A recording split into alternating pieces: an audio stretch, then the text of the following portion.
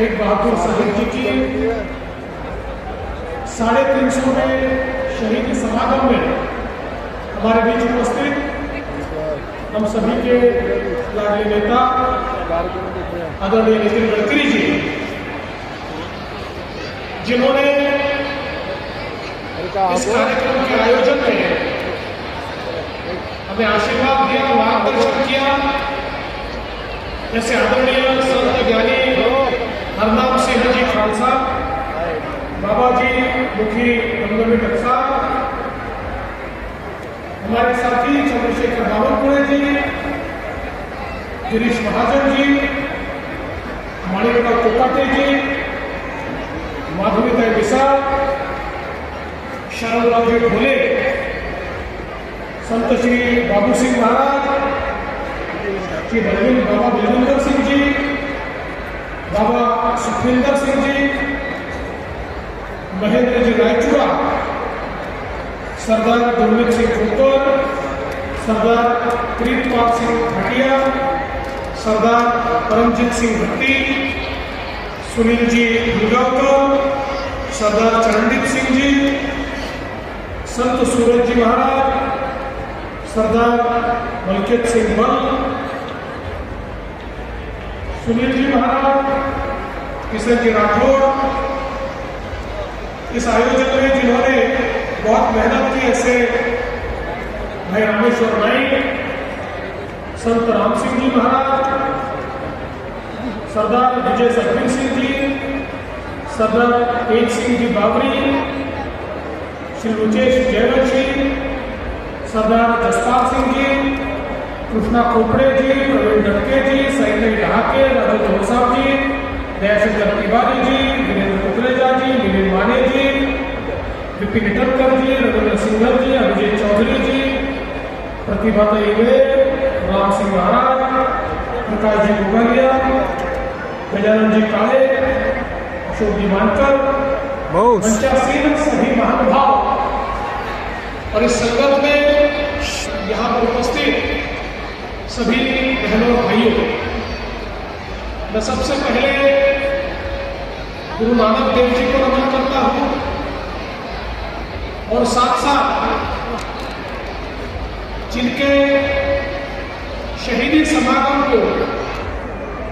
हम लोग आज इस संगत के रूप में नमन कर रहे हैं, ऐसे 9वें गुरु तेग बहादुर साहिब जी, इनको भी शत शत नमन करता हूँ और साथ में बाबा श्री चंद जी महाराज, भाई सतीदास जी, भाई मतीदास जी, संत नामदेव जी, भाई दयाल जी, झूलेलाल जी, संत सेवालाल महाराज, बाबा बक्कर शाह भाना, संत कालू बाबा, बाबा लखीशाह बंजारा, संत श्री लक्ष्मण चैतन्य जी बापू, इन सभी को आज के समय में नमन करता हूं। आज का कार्यक्रम ये बहुत ही महत्वपूर्ण कार्यक्रम है, जहां एक हिंदवी चादर गुरु तेग बहादुर साहिब जी की शहीदी को नमन करने के लिए हम लोग एक साथ आए हैं। वही ये कार्यक्रम फिर एक बार जितने नानकपंथी हैं, जितने नानक रामलीला समाज है, उन सभी को एकत्रित करने वाला कार्यक्रम है। सिख, सिखलिकल, लबाड़ा, बंजारा, मोहयाल, सिंधी, वाल्मीकि और हमारे वारकरी संप्रदाय में भगत नामदेव जी, इन सभी को एक माला में पिरोने का काम इस शहीदी समागम के माध्यम से यहाँ पर हो रहा है। हम सभी लोग जानते हैं गुरु नानक देव जी ने जिस समय एक ओंकार का विचार हमको दिया, उस समय हमारा समाज ये जातियों में बटा था, ऊंच नीच की बातों में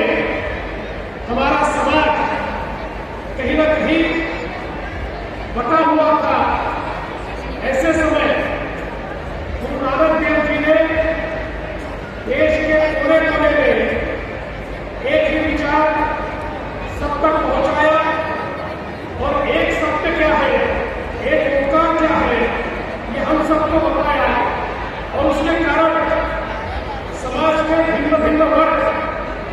ये नानक जी के, गुरुदेव जी के विचारों से प्रभावित होकर पूरे देश में नानक जी के विचारों से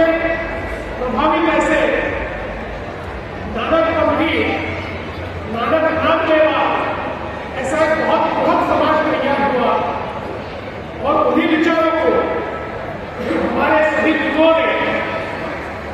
आगे ले जाने का काम किया। और हम लोग जानते हैं एक ऐसा समय हमारे देश ने देखा, हमारी संस्कृति पर, हमारी भाषा पर आक्रमण करते थे और एक प्रकार से हमारे संस्कारों को, हमारी संस्कृति को, हमारे धर्म को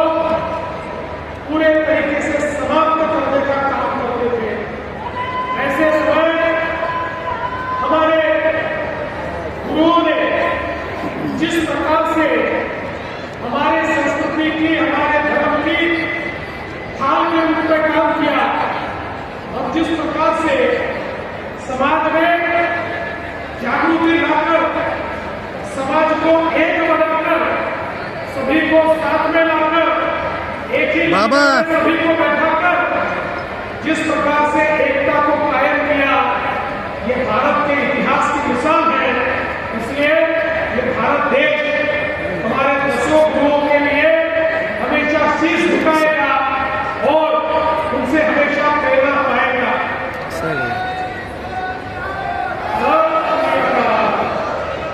हम लोग जानते हैं कि जिस समय औरंगजेब ने अत्याचार शुरू किए और कश्मीर के अंदर रहने वाले हिंदू पंडितों को कहा या तो धर्म बदल दो या मरने के लिए तैयार हो जाओ, तो उन्होंने सोचा अब हमें कौन बचा सकता है। और उनके सामने एक ही नाम आया और वो नाम था नौवे गुरु तेग बहादुर साहिब जी का, कि यही है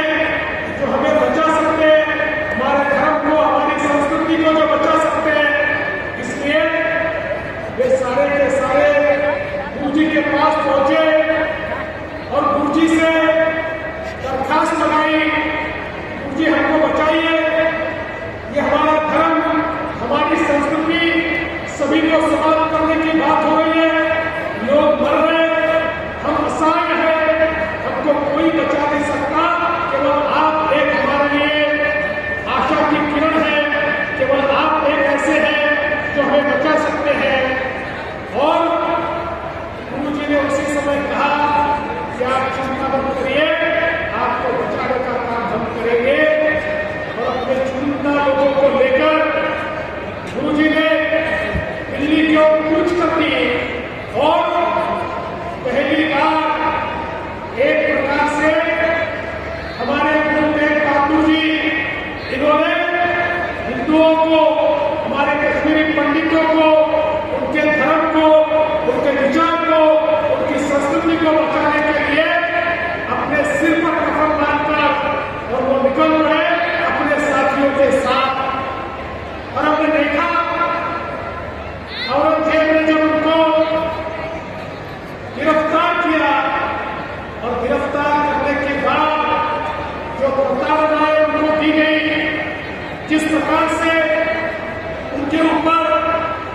अपने धर्म को बदलने का एक दबाव बनाया गया, क्योंकि औरंगजेब ये जानता था कि अगर गुरु तेग बहादुर जी का धर्म बदल दूंगा तो फिर भारत में कोई भी धर्म नहीं बचा पाएगा,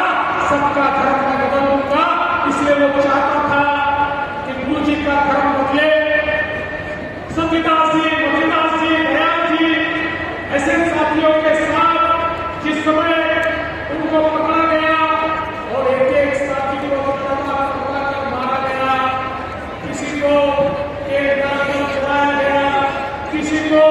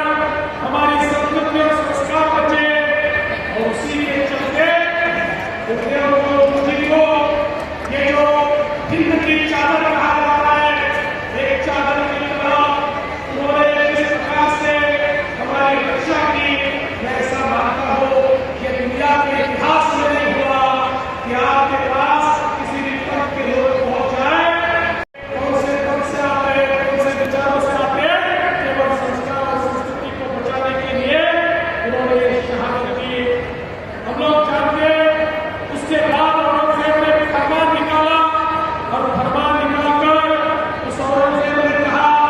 कोई इनके ऊपर अंतिम संस्कार नहीं करेगा, लेकिन हमारे लकी शाह बंजारा जी ने उनका जो शरीर था उस शरीर को औरंगजेब ने तो कहा था टुकड़े टुकड़े कर दीजिए और टुकड़े टुकड़े करके इसको अलग अलग तरफ फेंक दीजिए, लेकिन लकी शाह बंजारा जी ने इसी तरीके से उस शरीर को प्राप्त किया, अपने घर पर लेकर गए और उस घर पर जाकर वो ये जानते थे कि अगर अंतिम संस्कार करने का प्रयास करेंगे तो ये औरंगजेब करने नहीं देगा, इसलिए लकी शाह बंजारा जी ने अपने घर को ही आग लगा दी और पूरे घर के साथ गुरुदेव जी का अंतिम संस्कार किया। इस प्रकार के हमारे गुरुदेव बहादुर साहिब जी के ये सारे शिष्य थे, उनके साथी थे जिन्होंने गुरु जी के लिए अपना सब कुछ निछावर कर दिया। ये भारत का इतिहास है, ये भारत का इतिहास एक एक व्यक्ति तक जाना चाहिए, ये भारत का इतिहास हमारे आने वाली पीढ़ियों तक जाना चाहिए। इसीलिए जब ये 350 साल की ये जो शहीदी समागम की बात हुई और बाबा जी के साथ हम लोगों ने मिलकर एक फैसला किया, ये कार्यक्रम पूरे महाराष्ट्र में किया जाएगा, ये कार्यक्रम महाराष्ट्र से पूरे विश्व में इसकी गूंज जाएगी, पूरे विश्व को पता चलेगा कि हम लोग हमारे गुरु जी यहाँ पर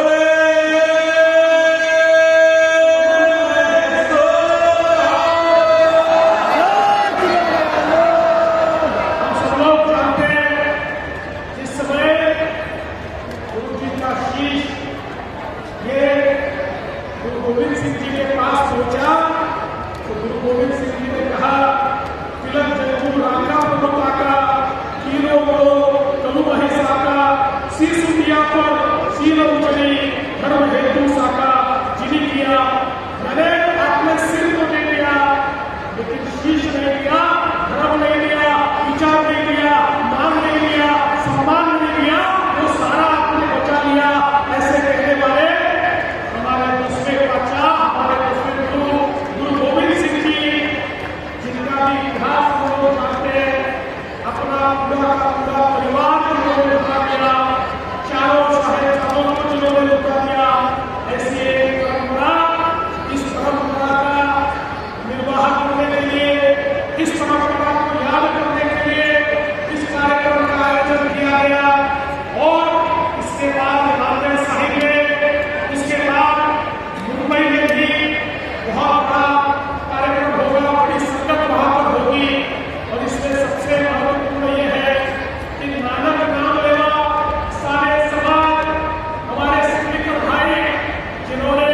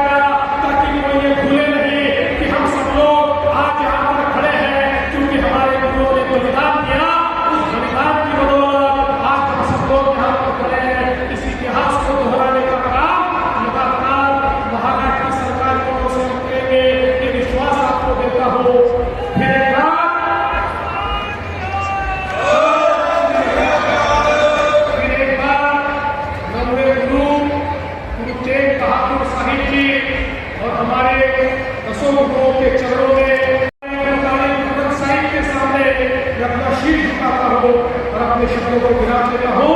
बोले